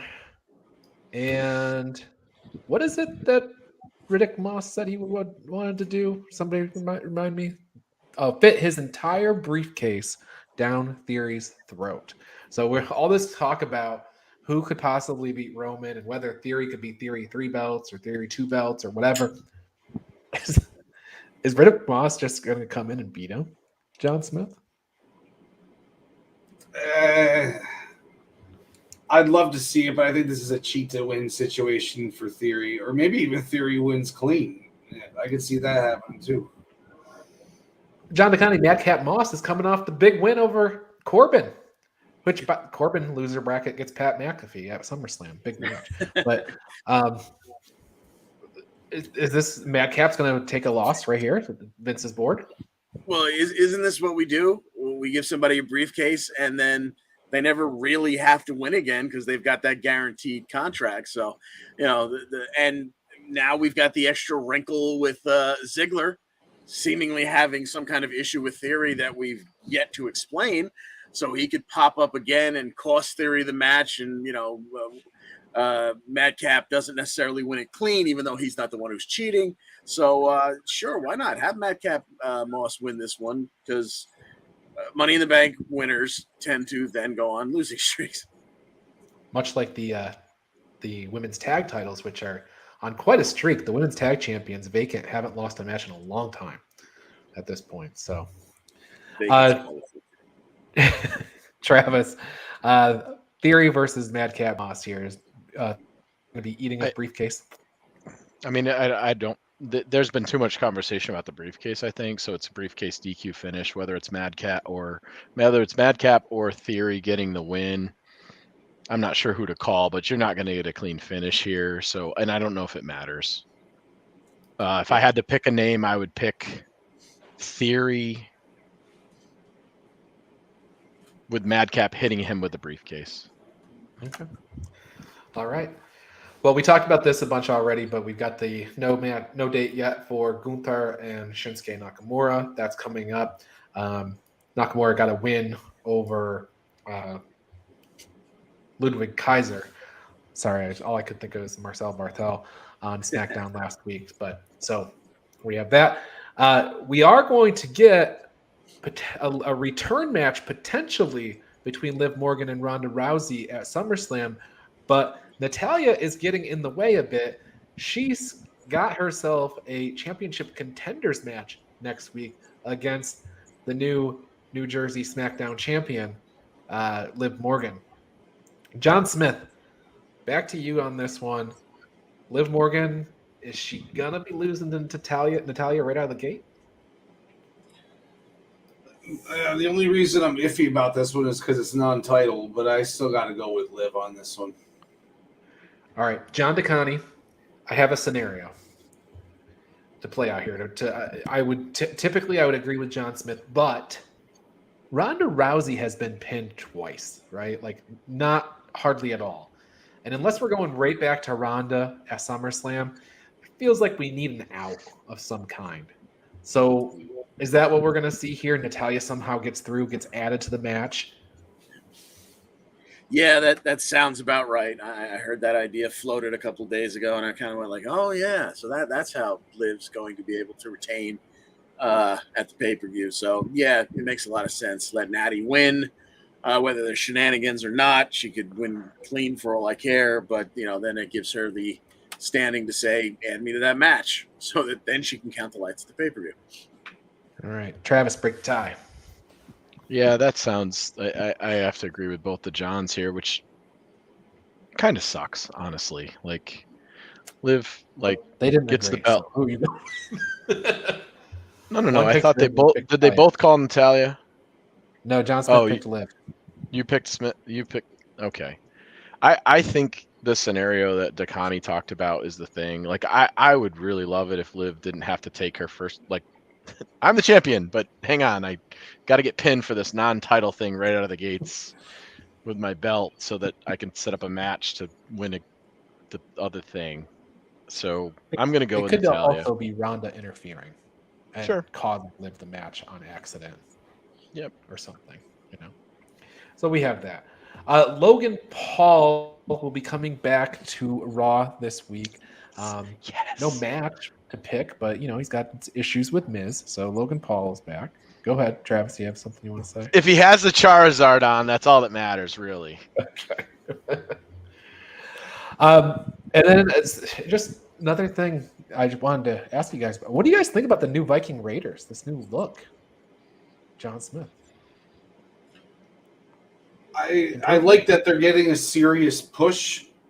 It's just that they're not giving them enough time. I feel like, and maybe it's just that fact that it's the New Day, and the New Day's always like getting beat up by the new guys, but then end up coming out on top. But hopefully they just don't come out on top, and the Viking Raiders eventually become like a dominant tag team like they should be. Yeah, if the cracks form in the bloodline, John DeConnie, I think the Viking Raiders could be a perfect team to bust that crack wide open. Oh yeah, I mean, I want to see the Viking Raiders go back to being badasses, and they should be kicking ass and taking names. But I mean, if you're into these kind of little hints, the Usos just got added to the 8K graphic when the Bloodline comes out. So you think they're dropping the titles anytime soon? So I guess the Viking Raiders are going to have to run through a lot of other people before they finally get that shot at the Usos. Yeah, if they've got any chance to win. Yeah, I mean, this is name change number 6 for those poor guys or whatever. I honestly think that because of the nature of the way that the show is, their promos are not great. I really wish I really wish they would kind of take on a head shrinker's role. Give me a manager that can come out with them and have them just be beasts and run through people, and have somebody else on the mic translating the grunts. Like it. I know it's a trope and stuff like that, but you know what? All of wrestling is a trope to some degree. Like, let them just be powerhouses and then go to the mic. It can be, ironic and be somebody that's really pretty, or it can be somebody that's really ugly or whatever. But they just need somebody else that can be on the mic instead, to just put the rest of that team over. James Wheeler says Liv Morgan will be winning this Friday and at SummerSlam. So I think he might be the only one who picked it quite that well. John Smith, you didn't pick your SummerSlam pick yet, but anyway. So James Wheeler, all in on Liv Morgan. I just booked it on DraftKings, so I'm in too if James Wheeler's 100% in. Okay. That money's good. All right, so main event time for this show. We are going NXT 2.0, and the reason I put this in the main event is the Mandy Rose Roxy match. We'll get to that in a second, but first we got to go through the fact that hang on, let me get this man. I can't do two things. How did we skip Max Dupree? Because there was nothing advertised for next week. All right, fine. I think Renee Dupree's coming out. Okay. With Fifi. All right. Well, you're just trying to delay the discussion of me getting a perfect pay-per-view at Bash Great American. We've seen this graphic 4 times. No, this is the first time. This Jesus, is the NXT 2.0 standings. Roman Reigns doesn't have this much self-gloss. Nope. No. Acknowledge me. Exactly. So this is the NXT 2.0 standings. After the Great American Bash, I went perfect, 6-0. So I am leading the pack here now. Also, here are the perfect standings, guys. Perfectly irritating. Great American Bash. Quick recap. Braun Breaker got the win over Cameron Grimes. The Creed brothers got the win over Strong and Kemp. Carmelo Hayes got past Grayson Waller. Tiffany Stratton over Wendy Chu. Trick Williams over Les Lee. Roxanne Perez and Cora Jade became the new tag team champions with a win over Toxic Attraction. And that leads us to this week's NXT 2.0 show. And we're kicking things off with Solo Sikoa versus Von Wagner. John Smith, you are the NXT 2.0 senior correspondent for the Essential Wrestling Podcast. Who do you like in this? Is it Baby Oos or is it Von Wagner? I noticed you used to call me the expert. Now I'm just the correspondent. But rightfully so. Those point totals. Right? I know. I said rightfully so. It was embarrassing. I know. Subtle name change. You know what? Like Von Wagner's been on a hell of a losing streak. I know he's like been beating up a couple people here and there. Solo Sikoa should be winning this match, but Von Wagner's got a lot of help on his side between Mr. Stone and I forget the girl's name that's with them now. Sophia Cromwell. Word that.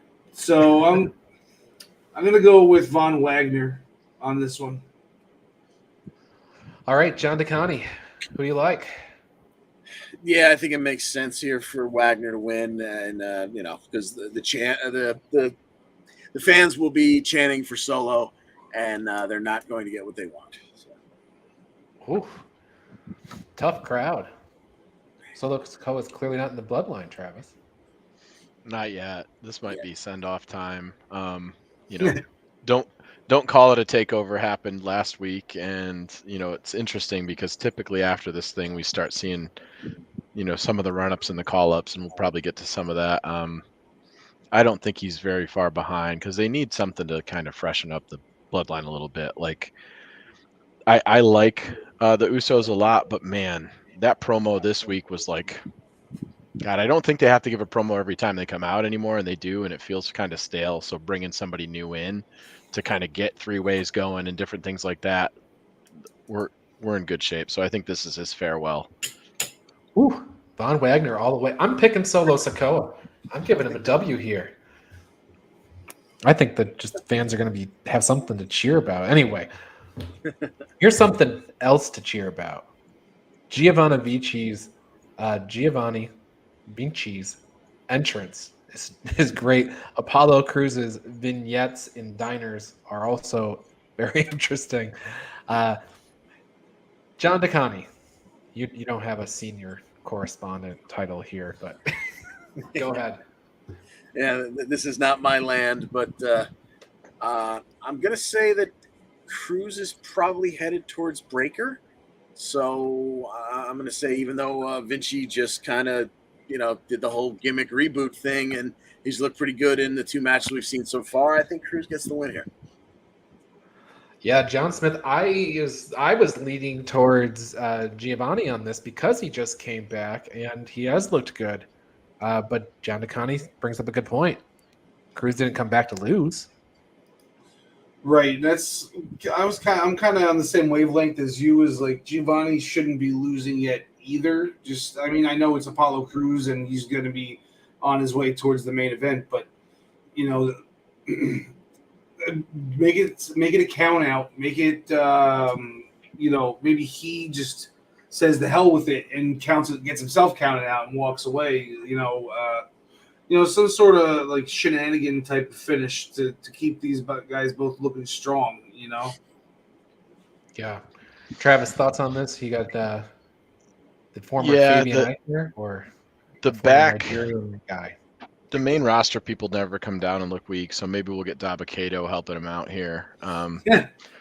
We'll see. But yeah, I like Smith's idea of there being a non-finish or something like that, because I don't think with the repackage in the run and with Cruz possibly going to Braun Breaker, because he's kind of right now positioned as the only one that you'd want to sort of put in that match because he can have that match right now. Everybody's still kind of greenish, so yeah, I agree with Smith's analysis on this as the senior correspondent, former expert. I'm going with Giovanni on this one. I think that I was surprised when the repackage came. I thought he was going to be actually let go, and he got a good repackage. So I'm thinking they're going with him on this for a minute. James Wheeler thinks Solo Sikoa will be winning heading into the North American title opportunity. So he says he's not quite done in NXT 2.0 yet. We will see.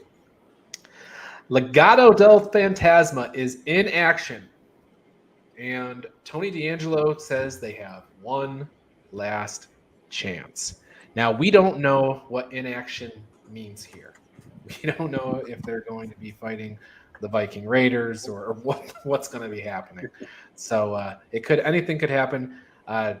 Travis, thoughts here? Does Legado get this done, or is Tony D'Angelo going to be making them go swimming with the fishes?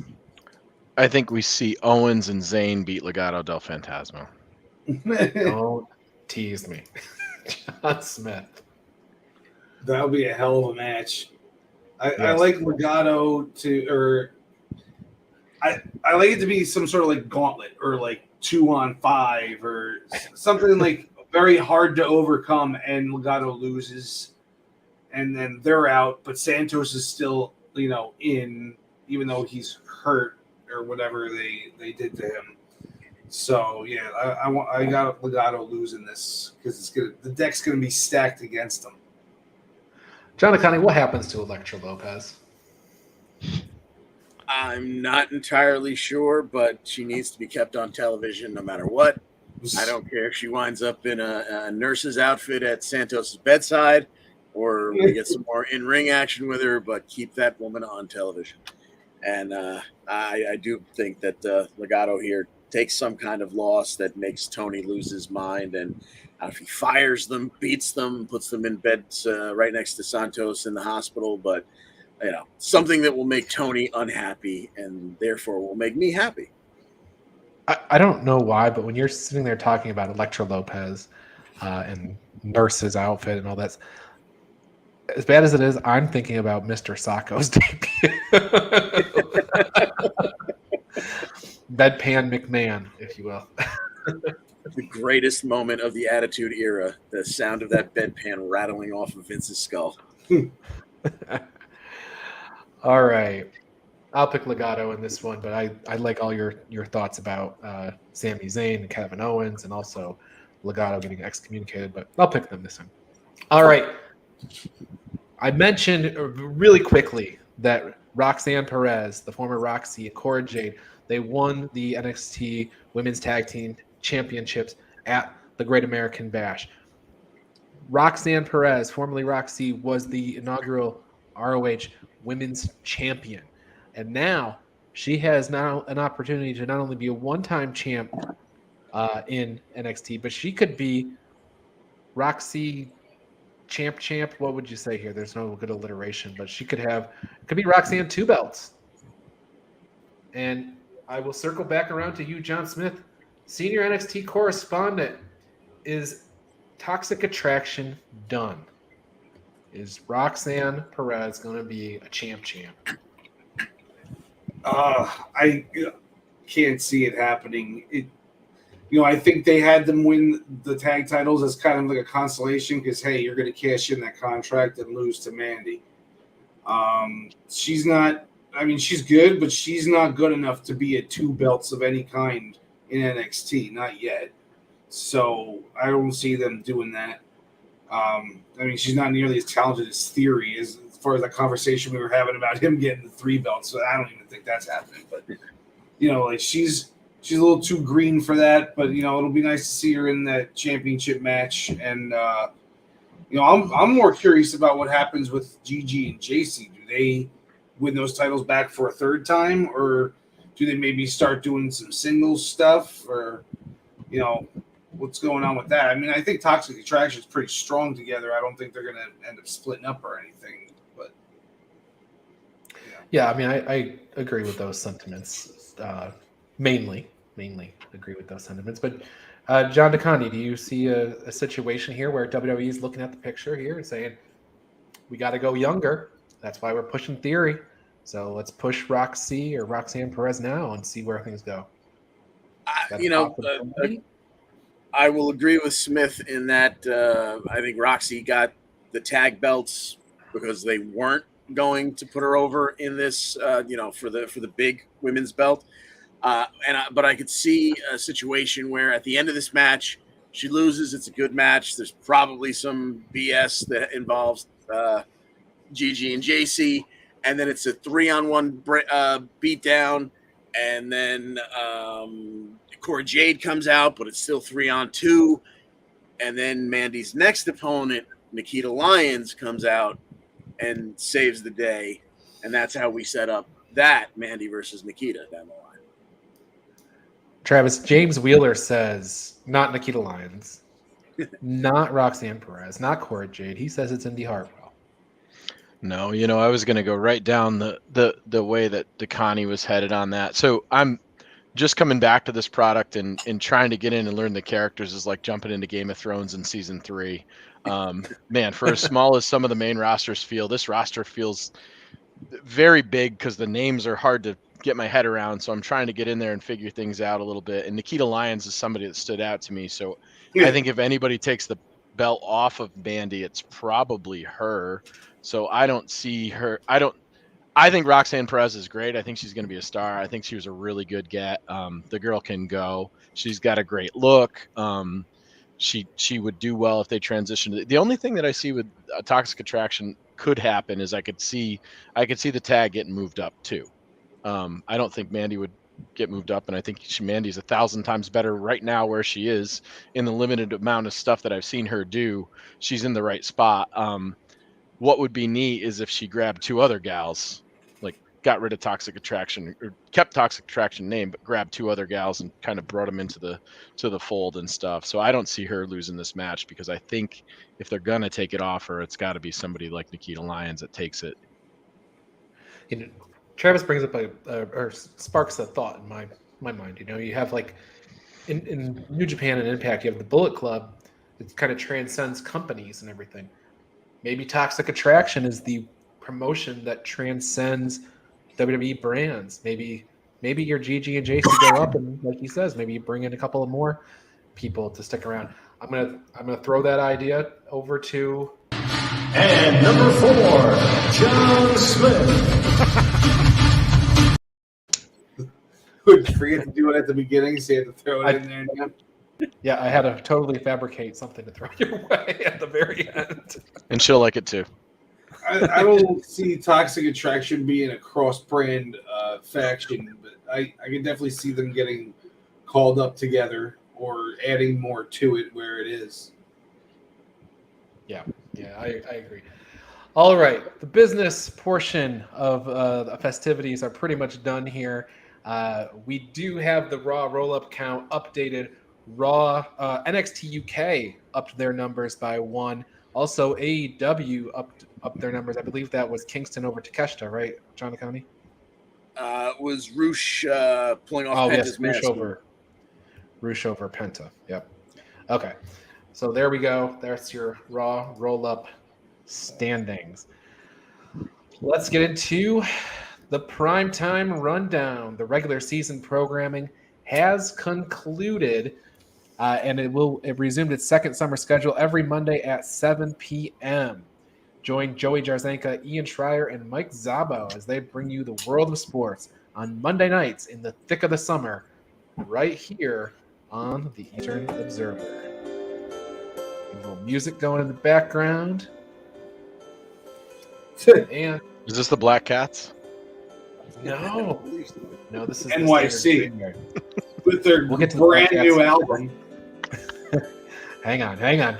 Don't jump the gun, guys. We got this internship stuff. Do you have an interest in becoming a sports reporter? Would you want to be asking high-profile coaches and players questions in person?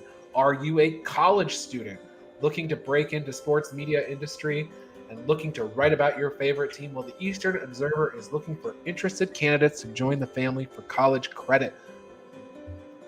Look no further. Aspiring writers, social media specialists, content creators, etc. can inquire by emailing eosports3@gmail.com. Looking forward to having you join the Eastern Observer family. And the Black Cats NYC, thank you to them. Their brand new album, Free Cake. According to my notes here, it came out this past Friday, which we know was like 6 years ago.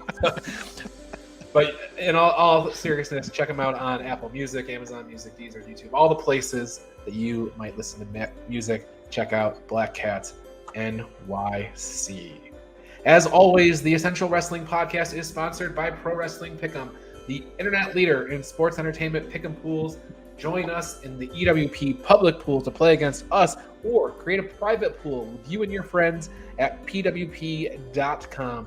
Play against your friends or play against the universe. She'll like it too.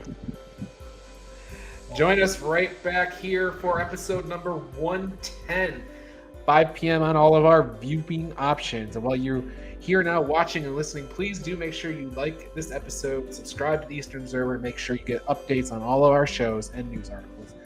It's all about those algorithms. Be sure to join us for our SummerSlam special, July 30th at 2 p.m. We will be live, as always, for this special, so we'd love to have you for your afternoon pre-show before the big SummerSlam show. It is the hottest party of the summer. Larry, Steve, you're always in our hearts. The AEW roster has continued to grow. Travis, anything before we get out of here? I think 2 of those streaming services on that Black Cats ad have actually canceled themselves. It's been going for so long. It's possible. I mean, the album just came out last Friday, so I don't know why that graphic would be out. John DeConnie, anything? Sorry, hang on, John. John Smith, anything to get out of here? No, I got nothing for you today. All right. Then, John DeConnie, say your piece and send us home. All right. Thanks for joining us, and as always, we wish you the best in all your future endeavors.